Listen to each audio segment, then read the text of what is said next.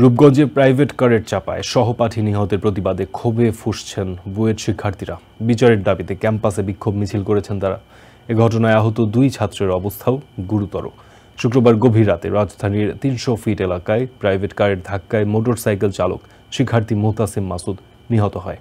গুরুতর আহত হন তার সাথে থাকা অপর 2 সহপাঠী। পুলিশ জানায় গাড়িটি চালাচ্ছিলেন অবসরপ্রাপ্ত এক ব্রিগেডিয়ার জেনারেলের ছেলে।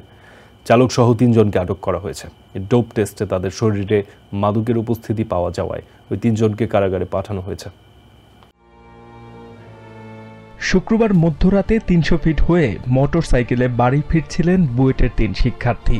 এ সময় পুলিশের সিগন্যালে চেকপোস্টে দাঁড়ায় তাদের মোটরসাইকেলটি। তল্লাশি চলাকালে হঠাৎই পেছন থেকে আসা একটি দ্রুতগতির প্রাইভেট কার সজোরে ধাক্কা দেয় চেকপোস্টে দাঁড়ানো মোটরসাইকেলটিকে। মুহূর্তেই ছিটকে যান শিক্ষার্থীরা। ঘটনাস্থলেই মারা যান সিএসি ডিপার্টমেন্টের 21 ব্যাচের শিক্ষার্থী মুহতাসিম মাসুদ। আর গুরুতর আহত হন একই ব্যাচের অপর 2 শিক্ষার্থী অমিত সাহা ও মেহেদি হাসান।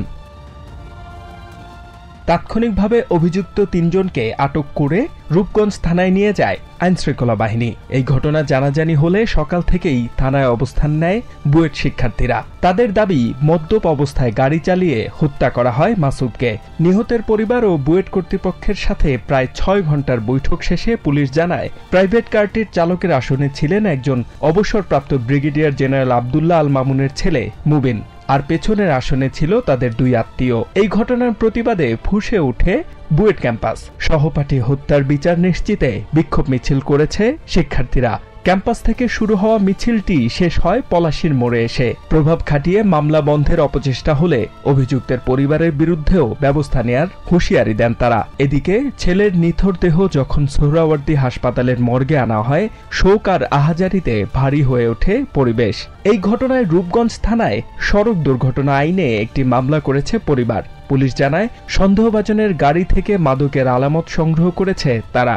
অভিযুক্তদের মধ্যে 2 জনের ডোপ টেস্টের ফলাফল পজিটিভ হওয়ায় ওই 3 জনকেই কারাগারে পাঠানো হয়েছে। HM. Ataullah, TVN 24 news desk. New York থেকে সম্প্রচারিত TVN 24 টেলিভিশন বিশ্বজুড়ে বাঙালির কণ্ঠস্বর।